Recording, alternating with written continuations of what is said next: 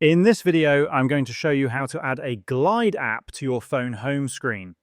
First, make sure your Glide app is fully published, then copy its link on your mobile phone. After that, open Google Chrome or Safari and paste the link in the search box. Since Glide apps are web apps, they cannot be opened in the Play Store or App Store. If you are on Android, you may see an option to install the app directly. You can tap Install to add it to your home screen. If you miss that option, tap the three dots at the top right-hand corner of your screen, and from the drop-down, select Add to Home Screen. You will get two options. Either create a shortcut to open the app in the browser, or install it to use like a normal app by selecting Install and tap Install again.